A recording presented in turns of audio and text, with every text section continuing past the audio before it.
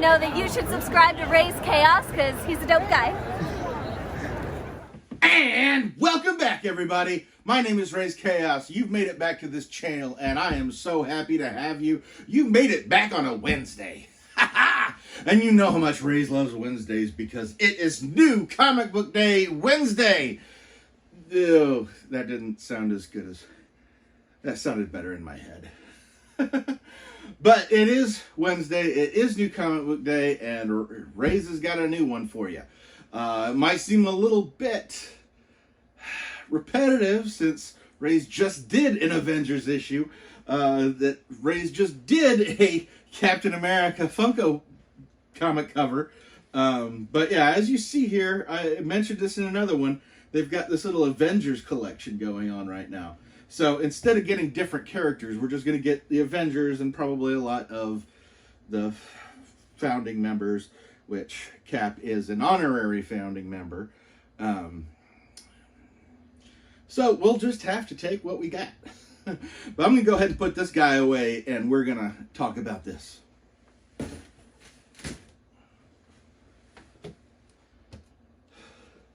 So this is a very, very key issue for the lineup. I did mention in previous videos, this is actually issue number 16. And Captain America joins the Avengers in issue number 4. And I say in that video that things got jumbled up almost immediately afterwards. Part of the reason why I said that is because I read these in the Essential Avengers, which was the reprinted book that is about the size of, well, used to be the size of what a phone book was at the time. Not what they look like now. But, I mean, just a big, thick volume in black and white. And reading that thing cover to cover, just the pacing seemed a little fast. And while it did seem like Captain America joins and everybody leaves, really it was Captain America joins and they go after Baron Zemo and the Masters of Evil because that was what Captain America was doing when he got frozen. And of course the Masters of Evil, led by Baron Zemo, immediately come after Captain America because they thought he was gone and now he's back. And that kind of cycled through a couple stories in a row. It just kind of melded all together. And I believe Count Nefaria gets introduced. Yeah, by issue 16, the Avengers, well, 15, all the Avengers basically kind of are on their last legs. And which is what's fun about it is that this cover, when you see it, it's just kind of like you think you know, because it says spectacular special issue, the start of a great new Avengers lineup. And I'll see, the cute thing is they've got Iron Man on this cover, they've got Thor on this cover, and they've got Wasp and Giant Man, because he's Giant Man by this point. And that's not new lineup. That's all old ones. And basically everybody else on this cover is a villain. So I can imagine how it would have been weird seeing this issue, because it says new lineup, but the only people you see on the cover are all the heroes that are already on the Avengers. Everybody else on there are villains. And, of course, if you know, you know. But, yeah, this lineup ends up being Captain America, Hawkeye, Quicksilver, and Scarlet Witch. So, yes, it was basically Captain America taking 3 villains on the Avengers. And that was the team. The Scarlet Witch and Quicksilver having fought the X-Men with Magneto in the Brotherhood of Evil Mutants. And Hawkeye is actually a villain of Iron Man, which I always found that interesting, that Iron Man fought archers. These would be his villains. Super spies, and that's it. You'd think great, you know, Iron Man being all beefed up with this big armor suit, and a dude with a bow and an arrow is going to be his nemesis. Yeah, it doesn't really make a lot of sense. But, and when you think about the size of the people, because I mean, if you look at this cover, like some of the villains who are on here, who are also villains in the book, you've got Enchantress and Scourge the Executioner, which I know Scourge showed up in Ragnarok, Thor Ragnarok, and he was really kind of a joke, but in all honesty, he is a brute force. He is the executioner of the gods. That's kind of not an easy job to get. But he was a villain of Thor, so that's who he would be going toe to toe with. And yeah, that's when you think about, you know, Quicksilver, Hawkeye, Scarlet Witch. I mean, Quicksilver is not as fast as the Flash. They have depicted it in the movies that he is in, but they have mentioned it several times in the comics, and maybe when they did a second mutation, Quicksilver somehow got faster. But during that time, they had specified that Quicksilver could only move at the speed of sound, and he could just barely get to the speed of sound. So a lot of the things that they would have him do, technically, he wouldn't actually be able to do. And that had a lot to do with the fact that he was a mutant and not... So everything had to... everything there... I mean, the Flash is connected to the Speed Force.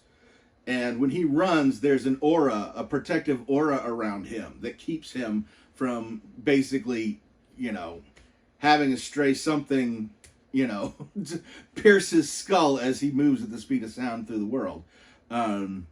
Quicksilver does not have that, so they had to have him slow enough to be able to react to things.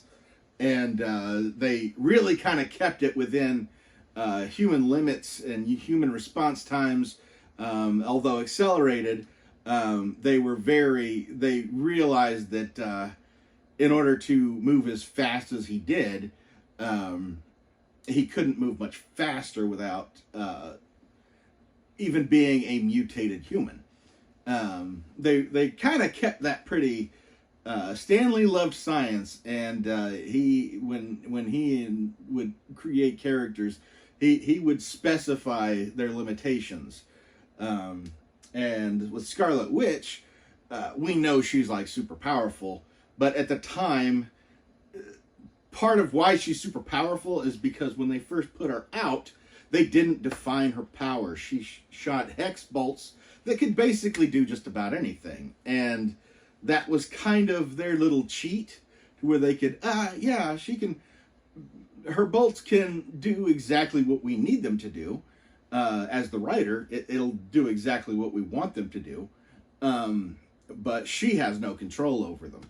And in doing that, it's just like, yeah, she doesn't know how to use her powers. But therefore, that left it to really kind of expand on what she could eventually do. And just like Zatanna with DC, when you leave something undefined that way, it leaves a lot of room for interpretation for future creators. And that's exactly what happened with Scarlet Witch. So, yeah, honestly, like I said, I read these in a big compilation, a big reprint book, and I think it was actually after this point that really I kind of started slowing down on it, because once you had the Captain America, the Scarlet Witch, Quicksilver, and Hawkeye group, the stories kind of, you had your conflict, but the start of every issue was Hawkeye basically thinking, I don't need to listen to this old as Methuselah leader of ours. I should be the leader of this group. And then you had Quicksilver and Scarlet Witch, like, questioning whether it was a good idea to join or not. And then they go on the adventure, and then by the time they were done, you know, good old Hawkeye would be like, hey, you know, I understand what the fuss was about. You're a great leader. I'm proud to follow you. And, you know, Scarlet Witch and Quicksilver are kind of like, yeah, this is, we've changed our minds. We want to stay. But then the next issue would start. And you'd be right back to Hawkeye thinking he should be the leader, Scarlet Witch and Quicksilver wanting to just try and decide whether they should leave or not, and Captain America holding them together. There were several issues of that. There's several stories that started that way, and it was just like, the more I was reading it, the more I was like, this is really kind of the same idea over and over again, save, you know, the different villains that they would fight. But at any rate, obviously, they worked through it. They grew. They became Marvel's premier team. This is basically Marvel's version of the Justice League, where basically every hero has actually, almost all the heroes at some point have joined the Avengers. Spider-Man's joined, you know, Daredevil's been in there, you know, albeit temporarily. Even for a short while, they all end up joining. And I believe that one of their big deals is that you have to, when you join the Avengers, you're supposed to basically lay it all out, like everything you can do, because you've got this strategist in Captain America, and he needs to know what everybody can do in order to formulate the best possible plan to get through there. So you'd have like a bunch of people in trial situations, and you couldn't have a secret identity in the Avengers. However, you could have the secret identity, but you would be entered into the database. They would do the whole reading of your scan your iris and everything, and you know, they would have that information as to who you really were for identification purposes. So you could not be, you know, somebody couldn't just put on your mask and claim to be you. Yeah, with Spider-Man, that's part of the reason why Spider-Man never actually joined the Avengers, is because he would have to disclose all his abilities. And the one thing Spider-Man doesn't like to let other people know is his spider sense. He can't really describe it. I don't know that he knows how to describe it. His little danger sense.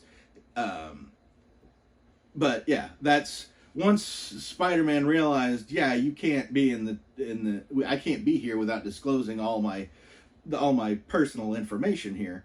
That's when he would eventually leave. But he was temporarily in there, and he's a reserve member where, you know, they will bring him in when they need help. And I believe they use that database in time when the Avengers do the thing where, or not the Avengers, when Marvel does the thing where you've got a superhero on trial for something, in order to prove that is the correct individual on the stand. They will do the whole mask. They'll do the visor for the Avengers and get the okay from the Avengers that yes, this is the person we have recorded as Spider-Man or Daredevil or whatever. So yeah, it's a little cheat that Marvel uses to be able to get away with such a thing. Because how are you going to be on trial, or how are you going to be able to testify in court if you're wearing a mask and nobody knows who's under it? How credible are you? How do they even know that that's really the person that they wanted to have on there? But I've gone off on a tangent. This is a great issue. This is really where it just kind of where the Avengers really starts expanding, and of course they get huge. It becomes the big, huge team that they are, and so I'm going to go ahead and get out of here. Leave me a comment down below. Let me know if you've read this. Let me know if you've checked it out or even seen it. Of Of course, you know, Raze is talking about Marvel Comics again, and he rarely gets to do that because he primarily does DC Pops. But it doesn't mean he doesn't know Marvel. But I'm going to go ahead and get out of here. I hope you enjoyed this. Don't forget that Raze has got a huge playlist of videos on all these comic book covers. He loves to collect them, and be they Marvel, DC, or hell, I've done Gold Key now. So check that out if you want. There's a whole playlist. And never forget that life is full of odd moments, and you never know when you're going to be defined.